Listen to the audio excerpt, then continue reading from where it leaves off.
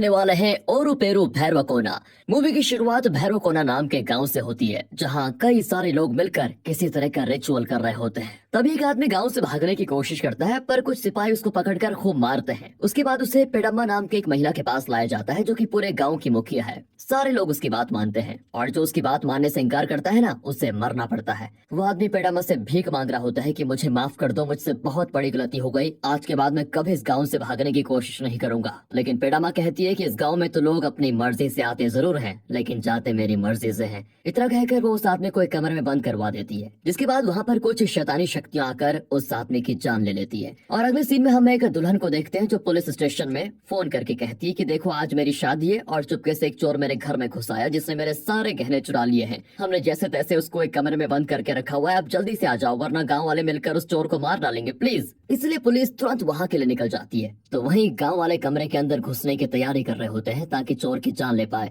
लेकिन वो चोर, जिसका नाम बसवा है, वो आराम से कमरे के अंदर बैठकर कैसे यहाँ से बाहर निकलना है ये सोच रहा होता है। तब उसको एक बहुत ही अच्छा आइडिया आता है। वो सारे गहने अपने कपड़े में छुपाकर एक जैकेट पहन लेता है और उस जैकेट में आग लगाकर तुरंत घर से भागने लग जाता है। हाँ, उसका ये आइडिया काम भी कर जाता है, क्योंकि आग लगने की वजह से कोई भी उसके सामने आने की हिम्मत नहीं करता। साथ ही बसवा ने ये खतरनाक काम इतनी आसानी से इसलिए कर लिया क्योंकि वो मूवी का स्टंट मैन है, और उसके लिए इस तरह का काम करना तो रोज की बात है। अब बसवा नदी में जाकर खुद अपनी जैकेट में लगी आग को बुझाता है और बाइक पर सवार होकर मस्त आराम से गहने लेकर वहाँ से निकल जाता है। फिर पुलिस वालों को जब पता चलता है ना कि बसवा बाइक लेके भाग गया है, तो वो हर जगह तुरंत नाकाबंदी करवा देते हैं और साथ ही बाइक की तलाश लेने का ऑर्डर देते हैं। लेकिन बसवा काफी चालाक था। वो आधे रास्ते में अपने दोस्त जॉन को बुलाकर उसकी गाड़ी में सवार हो जाता है। बस फिर मजे से लेटे हुए घर की ओर निकल जाता है। तभी उसका चाचा उसको फोन करके एक मूवी में स्टंट करने को कहता है, लेकिन इसके लिए बसवा साफ मना कर देता है। और इसके बाद हमें पास्ट का सीन दिखाया जाता है, जहाँ बसवा जब स्टंट करके अपना काम खत्म करता ही है कि तभी भागते हुए उसके पास भूमि नाम की एक लड़की आती है, जो उससे कहती है कि एक चोर मेरा बैग छीन कर भाग रहा है, प्लीज मेरी मदद करो। तब बसवा जब पहली बार उसे देखता है ना, तो देखते रह जाता है। इसलिए वो उस चोर का पीछा करना शुरू कर देता है ताकि भूमि को उसका बैग वापस कर दे और उससे थोड़ा दोस्ती भी कर ले।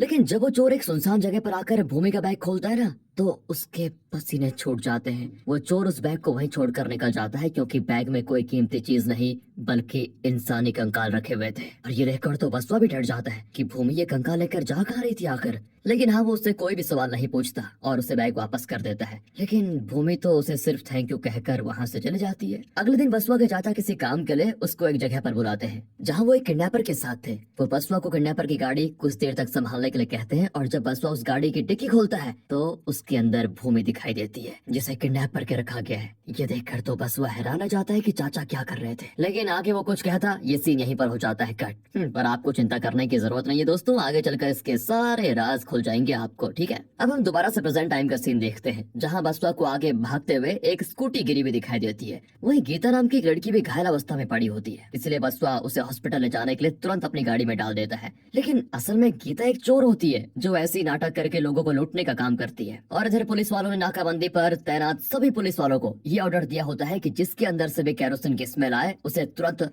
अरेस्ट कर लेना, क्योंकि बसवा ने केरोसिन की मदद से खुद के अंदर आग लगाई थी। इसलिए नाकाबंदी पर पहुंचते ही पुलिस वाले बसवा को पहचान लेते हैं। अब ये देखकर बसवा गाड़ी को फुल स्पीड में भगाना शुरू कर देता है, पर पुलिस वाले उसका पीछा छोड़ने का नाम ही नहीं लेते। इसलिए बसवा और जॉन भागते हुए जंगल के काफी अंदर चले जाते हैं, और यहाँ तक पुलिस वाले भी उनका पीछा नहीं कर पाते। ये देखकर बसवा आसपास ही रात बिताने का फैसला करता है ताकि सुबह होते ही यहाँ से आराम से निकल जाए। तभी एक जगह उसको काफी सारे जुगनू दिखाई देते हैं। ये देखकर वो हैरान भी रह जाता है कि इतने जुगनू आए कहाँ से आखिर। इसलिए उन जुगनू का पीछा करते हुए भैरवकोना गांव में दाखिल हो जाता है। अब गांव में आने के बाद बसवा को वहाँ कुछ लोग बंदी बने हुए दिखाई देते हैं, जिन्हें बहुत ही बुरी तरीके से मारा जा रहा होता है। फिर वो गांव के एक आदमी से पूछता है कि इन्हें इस तरह आखिर मारा क्यों जा रहा है। गांव वाले भी कहते हैं कि लगता है तुम यहाँ पर नए आए हो, कुछ देर रुको, तुम्हें सब पता चल जाएगा। इसके बाद बसवा गीता को इलाज के लिए नरसप्पा नाम के डॉक्टर के पास लेकर आता है, लेकिन नरसप्पा लड़कियों से सख्त नफरत करता है, यहाँ तक कि वो उनका इलाज भी नहीं करता। पर बसवा के काफी ज्यादा रिक्वेस्ट करने पर वो गीता की चोटों को ठीक करने के लिए मान जाता है।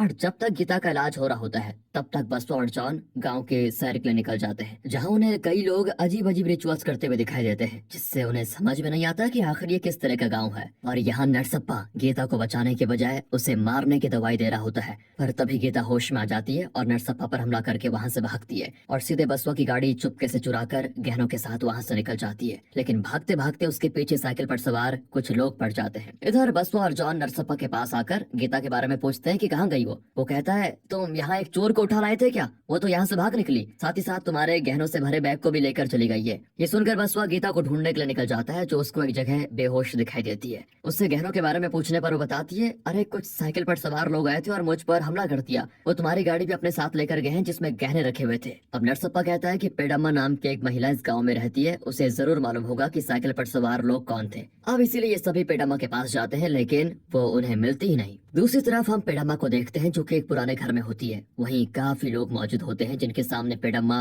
अपने हाथों से जादुई शक्ति निकालकर लोगों से ये कहती है कि आओ और मुझसे हाथ मिलाओ, इससे तुम्हें तुम्हारी सारी परेशानियों का समाधान मिल जाएगा। पर सभी उससे हाथ मिलाने से डर रहे होते हैं। तभी वहाँ पर राजप्पा नाम का एक आदमी आता है जो कि इस घर का मालिक है। पेडम्मा उससे भी हाथ मिलाने को कहती है ताकि उसके अंदर से बदले की भावना खत्म हो जाए, वरना गुस्से में उसका ही नुकसान होगा। लेकिन राजप्पा कहता है कि जब तक मैं उस इंसान का सर धड़ से अलग न कर दूं जिसने मुझे धोखा दिया है, तब तक मेरे अंदर की आग नहीं बुझेगी। इधर बसवा के आगे बढ़ने पर उससे पेडम्मा दिखाई देती है जो उससे कहती है, मैं जानती हूँ तुम यहाँ भूमि की वजह से आए हो। अब ये सुनकर बसवा हैरान रह जाता है और इसी के साथ दोबारा कहानी जाती है पास्ट में, जहाँ वो भूमि को किडनैपर की गाड़ी से छुपाकर अपने घर ले आया था। तब जैसे भूमि को होश आता है उसे लगता है कि बसवा भी गुंडों से मिला हुआ है, इसीलिए वो उस पर हमला करने की कोशिश करती है। लेकिन बसवा उसे विश्वास दिलाता है कि मैंने ही तुम्हें उन किडनैपर से बचाया है, इसीलिए तुम्हें डरने की कोई जरूरत नहीं है। वो उससे उस कंकाल के बारे में पूछता है कि क्या था वो। तब भूमि बताती है कि मैं और मेरे गांव वाले अपने गांव में शांति से रह रहे थे,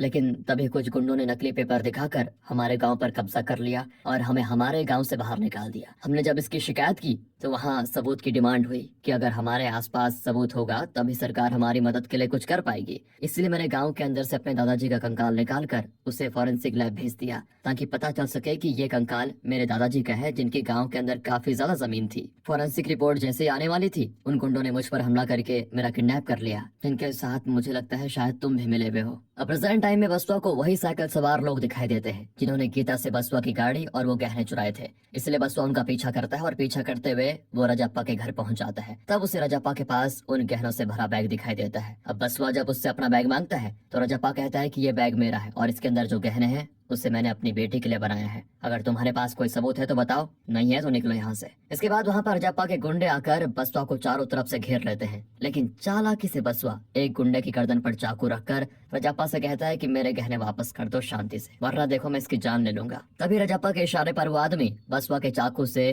खुद की ही गर्दन काट लेता है और इसके बाद राजप्पा बसवा से कहता है, मरने से वो डरते हैं जो जिंदा होते हैं, मरे हुए को किसी चीज की डर नहीं होती। इतना कहते ही वो आदमी दोबारा जीवित हो जाता है, जो कि असल में आज से 10 साल पहले मर चुका था। यानी कि यहाँ पर जो भी लोग मौजूद हैं वो सब के सब आत्माएं हैं। उन्हीं में राजप्पा भी शामिल है जो खुद भी आज से कई साल पहले मर चुका था। अब ये देखकर तो बसवा एकदम दंग रह जाता है कि आखिर ये किस तरह का गाँव है। तब सारी आत्माएं बसवा और जॉन पर हमला करना शुरू कर देती है और ये सीन सच में दोस्तों काफी डरावना होता है, साथ ही आपको काफी फनी भी लग सकता है। लेकिन जैसे ही सूरज की रोशनी उन आत्माओं पर पड़ती है वो धुएं में बदलकर गायब हो जाती है, मानो वैम्पायर की तरह इन्हें भी धूप से डर लगता हो। इस मौके का फायदा उठाकर बसवा और जॉन गहने और गाड़ी ले वहां से तुरंत निकलते हैं, जहां रास्ते में उसे पूरा गांव ही राख में बदलकर किसी पोर्टल की तरह दिखाई देता है। यानी कि सारा का सारा गांव इन आत्माओं से भरा हुआ है। उन्हीं में से एक आत्मा बसवा से उसके बैग छीनकर पोर्टल के अंदर चला जाता है। बसवा की लाख कोशिशों के बाद भी वो उससे अपना बैग नहीं ले पाता और पोर्टल बंद हो जाता है। अब बसवा को गांव में एक तांत्रिक मंदिर में पूजा करते हुए दिखाई देता है। उसको देखकर बसवा को लगता है कि शायद ये इंसान जिस पर धूप का कोई असर नहीं हुआ है ये सही होगा, इसलिए वो उस तांत्रिक से इस गांव के बारे में पूछता है। तांत्रिक कहता है कि मैं तुम्हें इस गांव की पूरी कहानी बताता हूँ, जिससे तुम्हें समझ में आ जाएगा कि आखिर ये किस तरह का गाँव है। वो कहता है कि काफी समय पहले किसी राजा के पास एक रहस्यमय किताब थी जिसमें भैरवकोना गाँव के बारे में लिखा हुआ था कि ये जादुई गाँव है जिसके अंदर जाने का रास्ता साल में सिर्फ कुछ दिनों के लिए खुलता है। इसीलिए कई लोगों ने उस गांव को ढूंढने की कोशिश की,